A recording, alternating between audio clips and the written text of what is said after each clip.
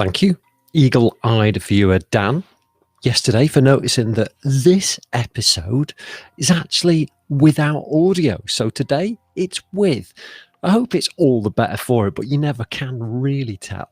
Not in this crazy world of mine. Welcome. I'm Dave Thackeray from Word and Mouth, at Dave Thackeray on Twitter and here on LinkedIn, here on YouTube as well today, because we're in the run-up. We're on the holding pattern before we descend majestically to hashtag Storytelling 100, which starts on Monday, August the 2nd, which is the adventure through story to understand what story is, why it matters to you, why it matters to us, where we get story from, where it takes us, logos, pathos, gravitas, ethos, all that sort of stuff. But that doesn't matter. What matters right now is that you're here. And we're going to chat today a little bit about what is story and why it matters. And that really is the preamble for the entire foundation for hashtag Storytelling 100. I hope by the time we get to the end of those 100 days, we're talking about the end of November this year. It's crazy. It's a gesture. It's a commitment. It's a project. It's something that I think we can all draw from. Lots of different guests, lots of different ideas and inspiration. And throughout that time, I'm hopefully going to be able to bring to you and project upon you the importance of story, whether it is that you are looking to nourish your children with new perspectives, whether it is that you're trying to reboot a business after COVID and you're looking for ways to persuade your audience. Story is a fundamental part of that approach.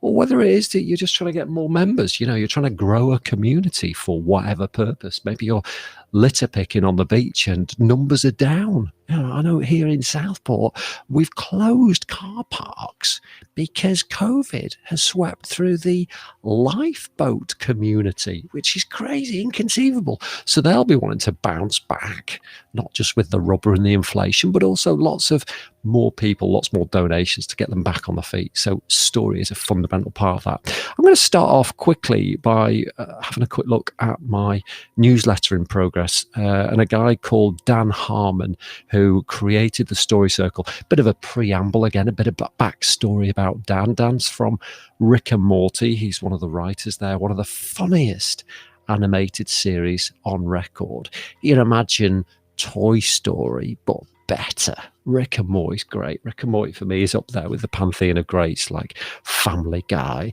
American Dad, Bob's Burgers, The Simpsons even. And Dan's got a very great way of telling stories. I'm just going to try, bear with me, I'm just going to try and actually play the first few seconds just so you can see this. And we've got a little bit of there we go. Let's put that on there. That's not going to work, is it? I can't do this from my newsletter. Watch it. I'm going to put a link in the comments, the description for this on LinkedIn and also on YouTube so you can get stuck into it. But fundamentally, Dan endorses this 8-part approach to story, and it's an embellishment, if you will, on the conventional hero's journey. Now, I'm a little skeptical about the hero's journey. I think it's basic. I think it gives you just enough to be interested, but it doesn't really give you enough to actually get started. It feels a little bit like Maslow's hierarchy of needs. It came from somewhere, but it's not what we need to proceed, I guess. So here, in a nutshell, there's 8 different elements. It starts off with the main character. Who is it? Define it. Is it you? Is it your customer? Who is it that you want to move? Who is it that you want to persuade? Is it to persuade a segment of your customer base? Or is it to persuade, I don't know, is it to persuade your kid that they've got in them the drive to be the astronaut that they wanted to be? And, Blue Origin with that strange thing. Anything's possible these days. You can be in space for the princely sum of just $250,000. So, even if you're not very good at stuff, at least you can get up there. And there's those zero gravity flights as well. Of course, the parabola, if you want weightlessness. I think we all do. So decide who your character is. And then it's all about the character having a feeling, a sense that something's not right, that unease, that malaise, but also with a glimpse of opportunity about it. So what is that? What is that? How are you feeling? Is it there's something, sort of a sense of foreboding, and it's got to be about something. We're starting to build a picture. We're starting to create a circle. Then we move into that sort of, right, okay, I can see it, I can smell it, I can sense it. And now I need to build up my resolve and fight the fear and go beyond. This is the third stage. The fourth stage is, and this is where it gets a little bit confusing, we need to sort of hallucinate what the next or what the outcome will look like. And that's the fourth part of this story. What will it look like? So, for example, if you wanted to start a shop, if you're sick and tired of the beleaguered high street, I want to create my presence. I want to turn all of these empty shopping units into maker spaces. What's that going to look like? That's, to me, what phase 4's like. It's all about what does it look like and how are you going to get there? And then it comes into the fifth element. And this is, to me, perhaps what the most important part of it is. This is where it's, right, okay, so I know my state of mind. I know where I want to get to. But what does the journey look like to get me there? And this is so important. Because unless we've got a plan, unless we prepare for it in a story or in business or in getting out of bed, I'm struggling today. I still feel like I'm there. There's got to be steps to get there. And we always talk about breaking down big tasks into bite-sized chunks. Write them all down. And that can be the essence of your story. In fact, maybe part 5, the big reveal here, is actually what it's all about. That's where the juice actually is. And we've got to start walking that yellow brick road, trying to get to see the Wizard of Oz. We've got to start seeing all the challenges along the way and how we're going to defeat them and what the tools and maybe even the weapons are that we need to overcome our adversaries. So bolt cutters, dynamite, we know we're going to face some challenges.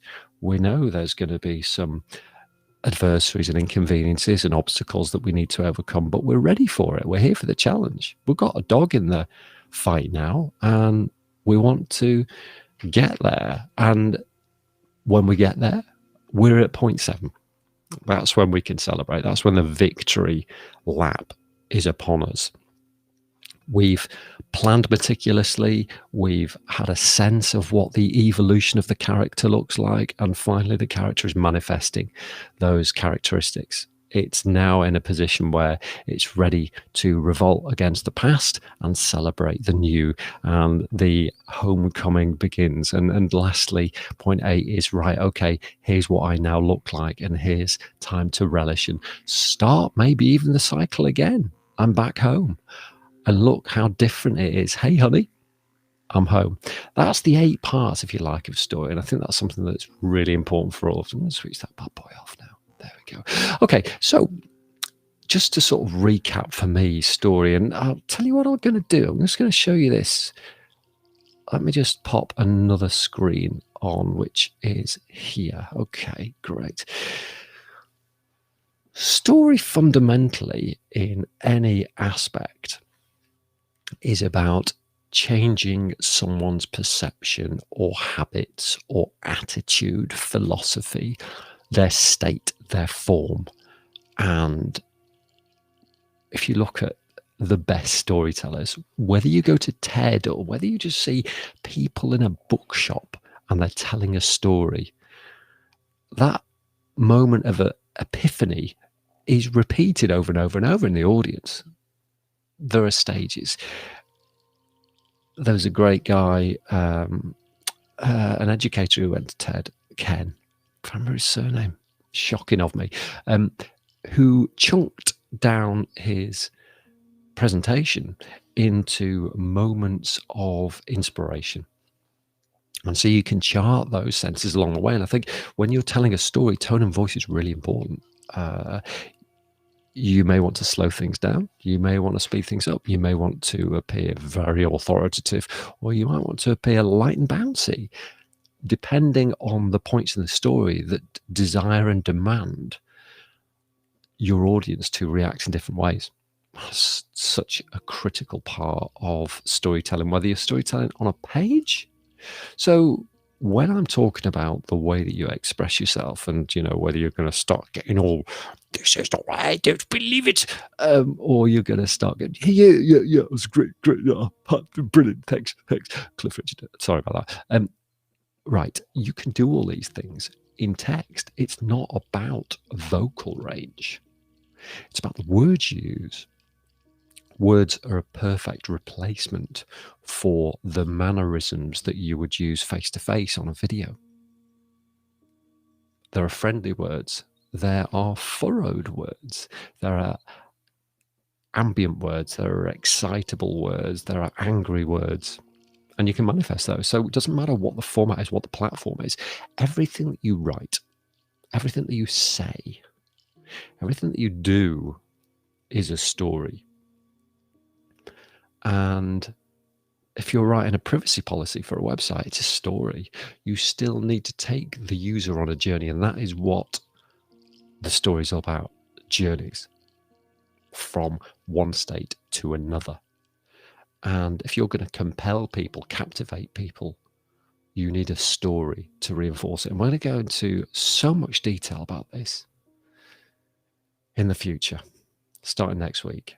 #storytelling100. And I'm really excited to take you with me on this journey. So thank you for all of your time today. Looking forward to Monday. It's just a few days away. We've got lots to do. We've got graphics to do. We've got guests to bring in. And look, the credits are rolling. Perfect time to leave. So have yourself a fabulous day, and we will